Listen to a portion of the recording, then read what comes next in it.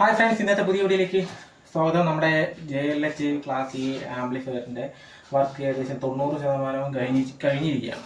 അപ്പോൾ ഇതാണ് നമ്മുടെ ക്ലാസ് എ ആംപ്ലിഫയറിൻ്റെ ഒരു ഫ്രണ്ട് വരുന്നത്. ഇങ്ങനെയാണ്. നല്ല വെയിറ്റ് ഉണ്ട്. എങ്ങനെ നോക്കിയാലും ഒരു 8-9 കിലോ വെയിറ്റ് വരും. അപ്പോൾ ഈ ആംപ്ലിഫയറിൻ്റെ വർക്ക് ഏകദേശം പൂർത്തിയാക്കിയിരിക്കുകയാണ്.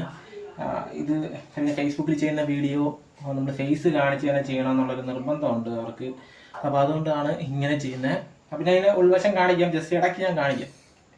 അപ്പോൾ ഇതിനകത്തുള്ള കാര്യങ്ങളൊക്കെ നമുക്കൊന്ന് സംസാരിക്കാം.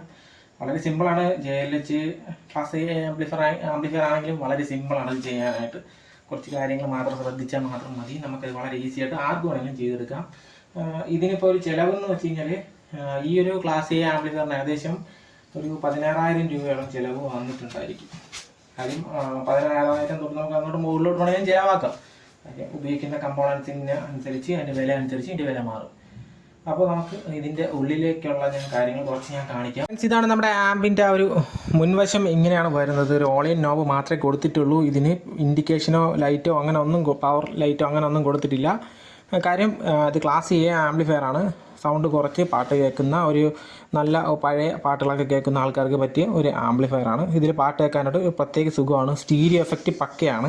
അത് ഞാൻ പറഞ്ഞാൽ നിങ്ങൾക്ക് മനസ്സിലായാലും വന്ന് കേട്ടാൽ മാത്രമേ മനസ്സിലാകത്തുള്ളൂ. ഞാൻ പറഞ്ഞ പോലെ ഈ ഒരു JLH സ്റ്റീരിയോ ആംബിന് വേണ്ടി സ്റ്റീരിയോ പ്രത്യേകിച്ച് മോണോ ബ്ലോക്ക് ആയിട്ടാണ് ഇതിനകത്ത് ചെയ്തിട്ടുള്ളത്. അപ്പോൾ സ്റ്റീരിയോ പാട്ട് കേൾക്കുന്നതിന് പ്രത്യേക സുഖമാണ്. ഞാൻ ആപ്പിളിൻ്റെ ഐപോഡ് കൊടുത്തിട്ടാണ് പാട്ട് കേൾക്കാറുള്ളത്. അല്ലെങ്കിൽ ഫോണിൻ്റെ ഔട്ട് കൊടുത്തിട്ട് ഡയറക്റ്റ് പാട്ട് കേൾക്കുക. ഇതിനകത്ത് പ്രീ ആകുമ്പോൾ ടോൺ കൺട്രോൾ അങ്ങനത്തെ ഒരു സംഭവങ്ങളില്ല.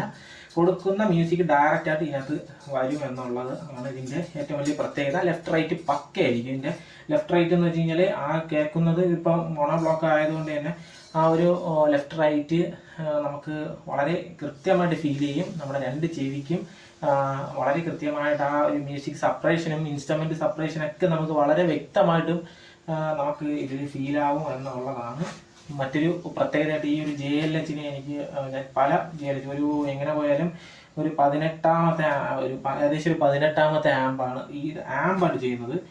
അല്ലാതെ ഒരു 2 ആമ്പ് അല്ലാതെ ചെയ്തിട്ടുണ്ട്. കൂടാതെ എൻ്റെ PCB ഒരുപാട് പേർക്ക് ഞാൻ ചെയ്തും കൊടുത്തിട്ടുണ്ട്. കോപ്പർ ക്ലാഡിൽ നോർമൽ കോപ്പർ ക്ലാഡിൽ ചെയ്ത് കൊടുത്തിട്ടുണ്ട്. അപ്പോൾ നല്ലൊരു ആമ്പ് തന്നെയാണ് JLH. 10 വാട്ടാണ്.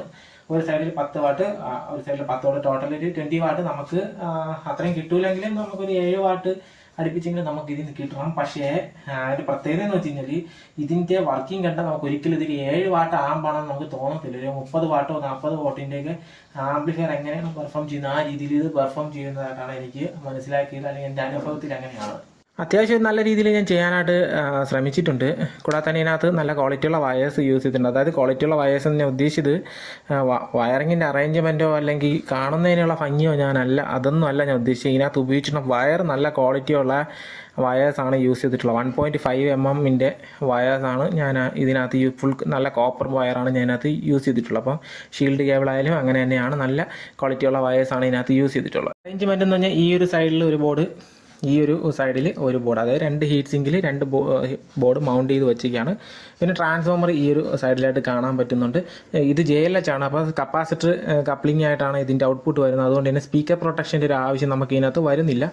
പിന്നെ നമുക്ക് ഓൺ ചെയ്യുന്ന സമയത്ത്, ഓഫ് ചെയ്യുന്ന സമയത്ത് ഒരു ടിക് ടിക് എന്നൊരു സൗണ്ട് അങ്ങനെ വരത്തില്ല. വരാതിരിക്കുന്നതിന് വേണ്ടി ഓഫ് ആവുന്ന സമയത്ത് കുറച്ച് സമയം, ഇത്രയും കപ്പാസിറ്റർ ബാങ്കുകൾ ഇത്രയും ഇരിക്കുന്നതുകൊണ്ട് തന്നെ ഓഫ് ആവുന്നതിന് വേണ്ടി കുറച്ച് സമയം പിടിക്കും.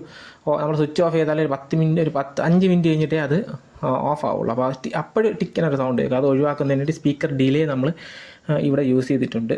പിന്നെ ട്രാൻസ്ഫോമറിന് ഓൺ ആക്കുന്നതിന് വേണ്ടി ഒരു ഡിലേയും കൂടെ അടി സൈഡിലായിട്ട് യൂസ് ചെയ്തിട്ടുണ്ട്. അതിനെ കൺട്രോൾ ചെയ്യുന്നതിന് 12 വോൾട്ട് SMPS നല്ല ക്വാളിറ്റിയുള്ള 2 SMPS ഇവിടെ യൂസ് ചെയ്തിട്ടുണ്ട്. പിന്നെ കൂടാതെ ഇതിൻ്റെ ഒരു വയറിങ്ങിൻ്റെ കേസ് ഞാൻ നേരത്തെ പറഞ്ഞതെന്ന് വെച്ച് കഴിഞ്ഞാൽ, വയറിങ് നമ്മളൊരു ആംപ്ലിഫയറിനകത്ത് ഭംഗിക്ക് വേണ്ടിയല്ല ചെയ്യാനുള്ളത്. ഒരു ആംപ്ലിഫയറിൻ്റെ അടപ്പ് തുറന്ന് നോക്കുന്ന സമയത്ത് അത് ഭംഗിക്ക് വേണ്ടിയല്ല നമ്മൾ ചെയ്യാനുള്ളത്.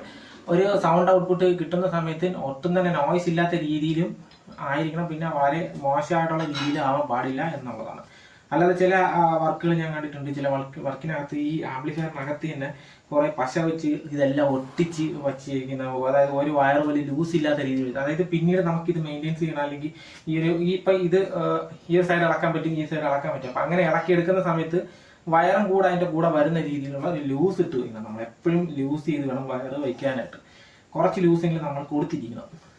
എന്നുവെച്ചാൽ അതായത് ഏറ്റവും ഷോർട്ട് വേവ് ആയിരിക്കണം, അതായത് സിഗ്നൽ പോകുന്ന അത് ഏറ്റവും ഷോർട്ട് വേവ് ആയിരിക്കണം. അത് കൂടാതെ തന്നെ നമുക്ക് കുറച്ച് ലെങ്തി വേണം, അതായത് വയർ കുറച്ച് ലൂസ് വേണം. ഈ ഒരു ഓരോ പോർഷനായിട്ട് ഇളക്കിയെടുക്കുന്ന സമയത്ത് നമുക്ക് അത് ഈ ആമ്പല്ലേ ക്ലാസ് എ അല്ലേ ഏത് ആമ്പായാലും അതിനകത്ത് നമ്മൾ ചെയ്യുന്ന സമയത്ത് കുറച്ച് ലൂസ് ഇട്ടിട്ട് വേണം നമ്മളത് ചെയ്യാനായിട്ട് വയർ. ചില വർക്കുകൾ ഞാൻ കണ്ടിട്ടുണ്ട്, പശയൊക്കെ വെച്ച് ഇങ്ങനെ ഒട്ടിച്ച് മൊത്തത്തിൽ പശ വെച്ച് ഒട്ടിച്ച് ഒരു പരുവത്തിൽ വെച്ച് പിന്നീട് അത് നമുക്ക് ഇളക്കുന്നതിനോ മെയിൻറ്റെയിൻ ചെയ്യുന്നതിനൊക്കെ ഭയങ്കര ബുദ്ധിമുട്ടായിരിക്കും. കൂടെ തന്നെ ഈ വയർ അറേഞ്ച്മെന്റ് എന്ന് വെച്ച് കഴിഞ്ഞാൽ നമുക്ക് വയർ ഇതിനകത്ത് എങ്ങനെ വേണമെങ്കിലും കൊടുക്കാം. ട്രാൻസ്ഫോമറിന്റെ അടുത്തൂടെ കൊടുക്കാം. ഞാനിതിപ്പോൾ ട്രാൻസ്ഫോമറിന്റെ അടുത്തൂടെ വയർ കൊടുത്തിട്ടുണ്ട്, ഇൻപുട്ട് വയർ എല്ലാം കൊടുത്തിട്ടുണ്ട്. അതിൽ ഒരു നോയ്സ് അങ്ങനത്തെ ഒരു പ്രശ്നം എനിക്ക് ഇതുവരെയും തോന്നിയിട്ടില്ല. ഗ്രൗണ്ട് പക്കയാണെങ്കിൽ നോയ്സ് ഒരു കാരണവശാലും കാണില്ല എന്നുള്ളതാണ് എനിക്ക് പറയാനുള്ളത്. ഗ്രൗണ്ടിന്റെ പ്രശ്നമാണ് എപ്പോഴും നോയ്സ് വരുന്നത് കാരണമാകുന്നത്. ഇതിപ്പോൾ ഞാൻ ഓൺ ചെയ്തിട്ട് 2 സ്പീക്കർ കൊടുത്ത് വെച്ച് കഴിഞ്ഞാൽ ഒരു നോയ്സ് ഒരു പ്രശ്നമില്ല. ഇതൊരിക്കലും ഈ ഒരു ആമ്പിന് അങ്ങനത്തെ പ്രശ്നം വന്നിട്ടേ ഇല്ല.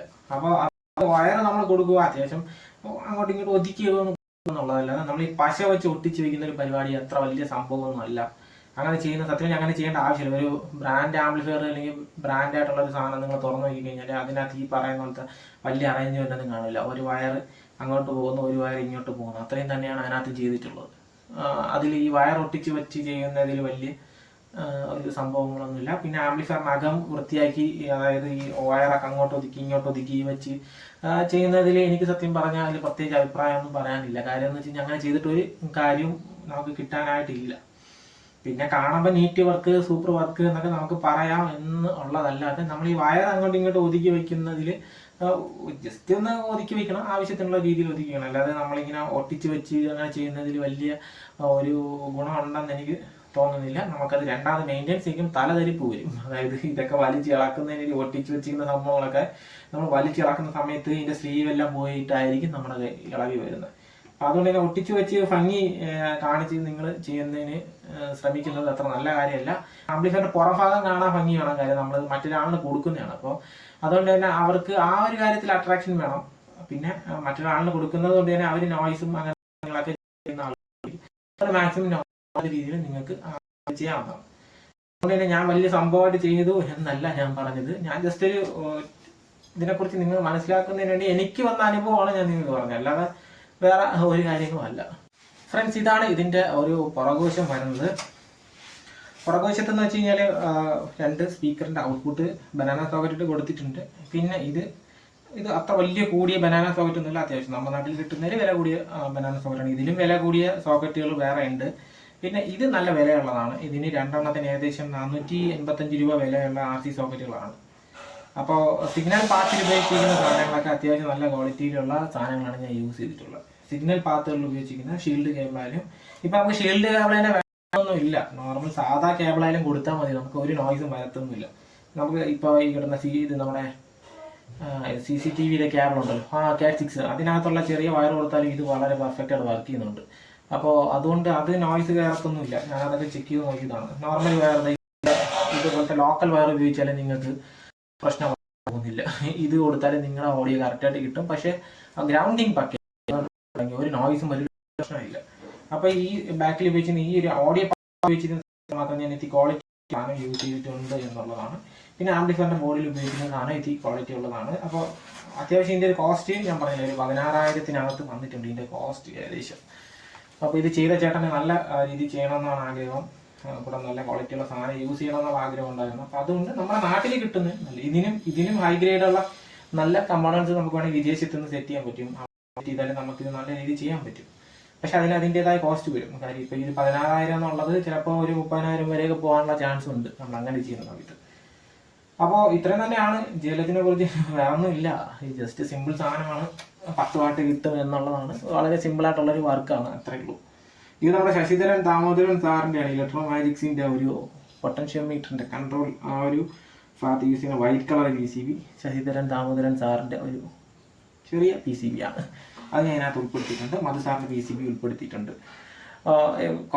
ഫുള്ളായിട്ട് ചെയ്തെടുക്കായിരുന്നു എൻ്റെ ആഗ്രഹം. പിന്നെ പെട്ടെന്നുള്ളൊരു ഇതായതുകൊണ്ട് ഞാൻ ഇങ്ങനെ ചെയ്തേ ഉള്ളൂ.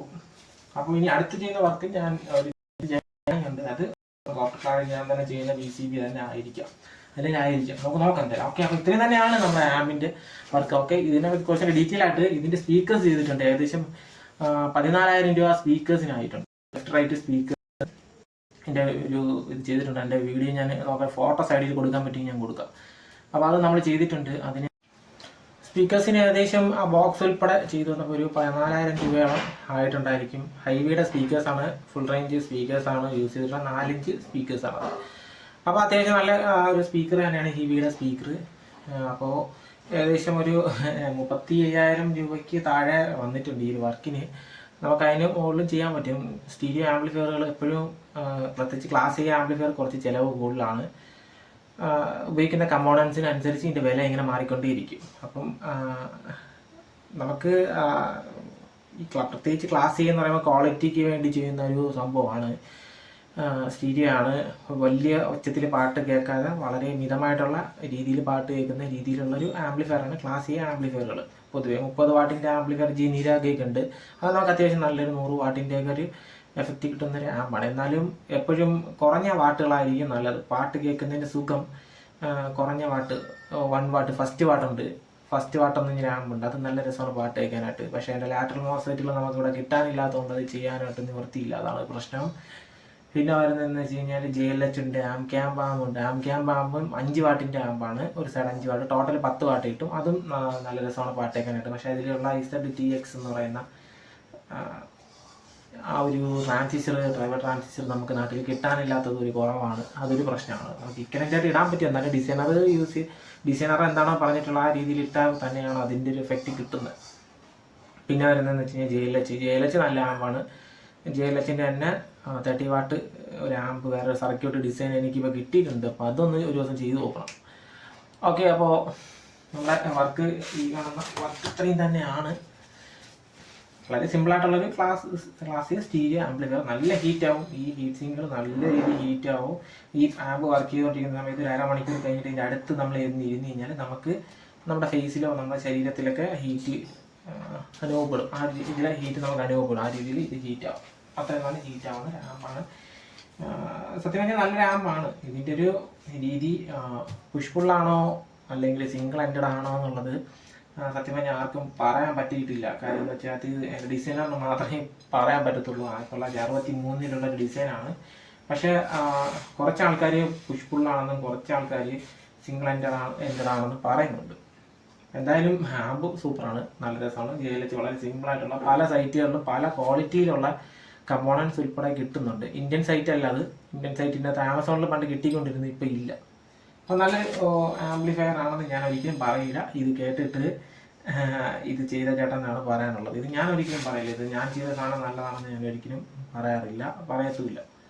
അങ്ങനെ പറയാൻ പറ്റത്തില്ല. ഇത് കേൾക്കുന്ന ആൾ, എൻ്റെ വീട്ടിൽ ഞാൻ നേരത്തെ ചെയ്ത് വെച്ചിരുന്ന JLH കേട്ടിട്ടാണ് ഞാൻ എൻ്റെ അടുത്ത് പറഞ്ഞു JLH ചെയ്യണമെന്ന്. ഞാൻ പറഞ്ഞു ചേട്ടൻ വന്ന് കേട്ടിട്ട് നമുക്ക് തീരുമാനിക്കുന്നുണ്ട്. ഞാൻ ചേട്ടൻ വന്ന് കേട്ടിട്ട് ചേട്ടൻ ഇഷ്ടപ്പെട്ടപ്പോൾ ചെയ്യാൻ പറഞ്ഞു. ഇനി ഇത് നല്ലതാണെന്ന് തീരുമാനിക്കാനുള്ളത് ആ ചേട്ടനാണ്. ഓക്കെ, അടുത്ത വീഡിയോ കാണുന്നതിന് എല്ലാ കൂട്ടുകാർക്കും ബൈ ബൈ.